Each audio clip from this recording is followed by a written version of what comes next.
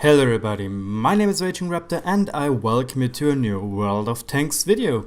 And today we'll have a look at the upcoming changes to the FV183 with the FV217 Badger. Or what more important is it worth to grind the tank and get the FV183 before the patch comes out? And before that, we'll have a rough estimate. In 3 days, on the 16th of November, we'll have the common test, approximately. And well, there we'll have some videos about the Badger and the new upcoming French tanks. And the update is coming around December. My guess is at the end of the campaign, which would be around the 23rd, I think, I'm not sure. But that is a wild guess because, yeah, who knows? It could also be that Wargame just decides to put it right into the campaign. Why? Because, well, change up the meta a little bit. Who knows? But well, short answer, is the FV217B183 worth it to grind it? In my opinion, no. Long answer, and because I need to stretch this video to 10 minutes because YouTube algorithms, kappa, I'm telling you now why exactly this tank is not worth, in my opinion. In the background, you will obviously see some gameplay of the tank, and my biggest problem is, and I need to point out that I have with the Jagdpanzer 100 1,500 games, and I need to point out that I have 3 marks of excellence on the Jagdpanzer E100, where meanwhile with the 183 I have far less games. Far less marks of excellence, 1 to be precise, and that's 76% or so. And I also think I have less average damage on this tank. And well, why is it? The biggest problem is the 183 is unreliable as hell. And this is like something which buggers me the most. And I talked with a lot of people which told me that, hey RagingRaptor, why do you play so much Jagdpanzer 100 even though you have the 183 which could do even better one-shots? And yes, you will see in the background that there are one-shots incoming. Like, not really one-shots, but ridiculous damage rolls. But my problem is with the tank in general, it's unreliable. A Jagdpanzer 100 has 0.35 accuracy stock, with modules, with crew skills, and probably a little bit of shocky, how we Swiss people to call it. You will have around 0.31, 0.32 accuracy, which is a really great value. To that, obviously I have a better crew than on my 183, I'm not lying about that, but I also have better aim times, or let's say it like this, I have better gun statistics when it comes to DPM and bloom. And this is what buggers me the most, in my opinion, with the 183. The gun is so blooming. Yes, I do not have the crew skills to compensate a little bit for that, but I do have enhanced gun lane drive, which I do not mount in my Jagdpanzer 100. The Jagdpanzer 100 is driving with optics, vents, and gun rammer. And I'm pretty happy about this setup. It used to be tank gun rammer, vents, and super heavy spall line, because artillery is not that big of a threat anymore, I went for optics because, hey, it is cool to have 450 meters of fuel range on a Jagdpanzer 100. Well, meanwhile, the 183 is a huge money drain because you will most of the time want to play it with pudding and tea. Why with pudding and tea? Because this 10% and everything is really a great value when you think about it. And then you're also thinking, hey, yeah, let's shoot some HESH. Just the problem is the HESH is not what it used to be. In the first stages where I really grinded that tank, and with really grinding I mean having a headache because I was grinding through the tortoise in 1.5 days.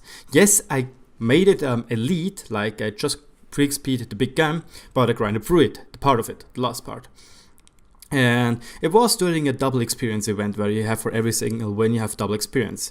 But yeah, it was not that much fun. Yes, the tortoise, the 8015, the 87, the 88 are getting some armor buffs, some significance even, like the 88 won't even have frontal weak spots anymore except for the cupola. And the 8015 will lose its weak spot behind the gun mantler, which is also a quite big buff in my opinion. And it was just like, dang, now I have the 183.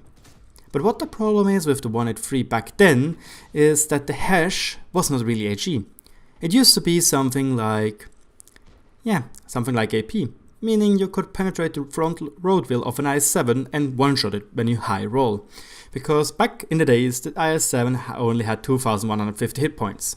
And yes, with 1750 alpha damage, you can roll up to 2150. Meaning you can cleanly one-shot a heavy tank, which is ridiculous if you think about it. Even in one of the clips in the background, I don't know where I'm going to edit it in, but you will see that the T-57 Heavy really got its worth out of his automatic fire extinguisher. 1900 damage plus 120 burn damage almost killed him off. He sadly survived, which in the end made me die, but that's not the point. But the problem to that is, yes, the gun can do ridiculous rolls, but again, it's unreliable. The aim time is ridiculous long, the bloom is tremendous.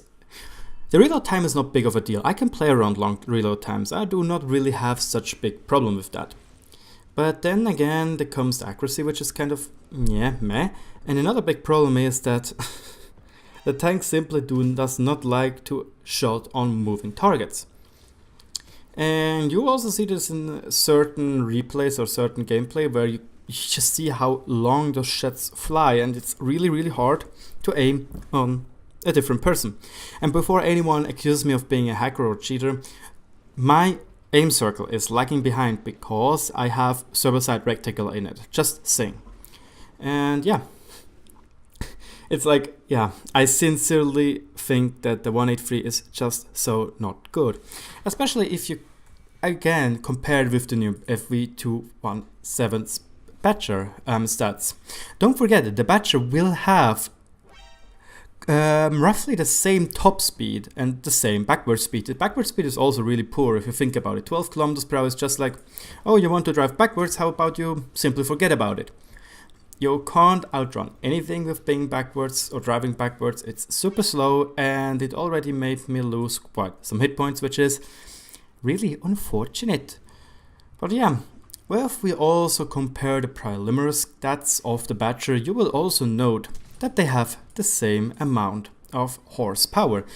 Excuse me, the Badger has a better one by around 0.9 HP per ton.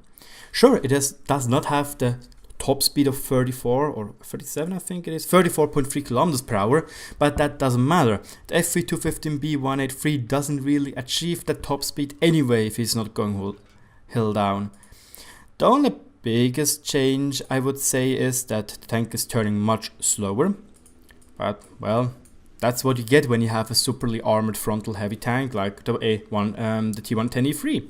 The T110E3, yes, has frontally not that has impressive armor, but it's not turning that fast. But then again, don't forget that this British Tier 10 destroyer has really good frontal armor, 355. They're showing. We don't really have exact stats on so far, but the lower plate is not strong. It's only 100 millimeters thick. But this is the same for the E3. The lower plate is a lot more trollish, but it also is the weak spot. And comparing it to the FV215B, like the FV215B is just like the 183. It's just like the turret is not strong. It can bounce some stuff, yes, but yeah, it's not that strong. And what I lost kind of the red carpet or the red grain, or yeah, whatever. What I wanted to say as well is that earlier, or back in the days, the HESH was like AP. They nerfed it, changed it to HE, meaning spaced armor is like the biggest middle finger to that particular ammunition type. And they also once changed, which I was really happy about, the penetration from 270mm to 230, meaning it's no more an auto pen for a tank like for a Checkpoint 700 lower plate or an E100 lower plate, which I was really happy about, because yeah, back in the days I feared that tank because it deals always damage, and if he hits properly, for example the cupola of a Checkpoint 700 when he gets lucky, it deals me 1700 plus damage. But yeah, again, I am not a big fan excuse me, of the 183. It is not reliable anymore. You have the Stage 2, which is doing things better. It has a more accurate gun, it's a faster aim time, it has less bloom, a much better gun depression, is faster again.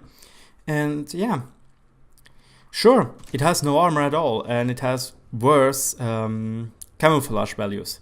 But the 183 is super slow, like really super slow. And it doesn't have good camo rating either. Plus, when it comes to that bloom, which is simply ridiculous, you can't snipe at all. Plus the accuracy is not supporting that either. I'm just really not that happy about that tank in general. So if you really want the tank, well then go for it. You still have around 1 month to go to grind that tank, and 1 month, which is 30 days, which is around, well, let's have a little calculation. You probably need around approximately 200,000 experience at 30 days. It's 6,666 experience. Minus 2,000 for your first stim is 4,000, meaning if you get lucky in 10 games, you can certainly do that. And if not, take some boosters. They're there for that particular reason. But for people which are very low at line, I don't really think it's something you want to grind for, because it simply is not worth the time, as it is not a good machine. Maybe they're going to buff it, but I highly doubt that. They're not going to buff the FV 155, they're not going to buff the 183. Because why should they buff the FV 155? They're not going to get money from that tank anymore. Same goes with the 183. Well, if they would do it now, then they would get some money. But nah, they're not going to do that. We know Wargaming can be greedy, but they're not that greedy. Anyway, people, I hope you enjoyed this video. Just me a little bit rambling about the tank, giving a little heads up what is good, what is bad about the tank. If you liked it, let me know in the comment section below. I didn't use the script, I just babbled away. Meaning, I also made some little mistakes, like losing the red, again, I still don't know the word, string, I guess, red string. Thanks for watching, have a great time, and good luck on the battlefield.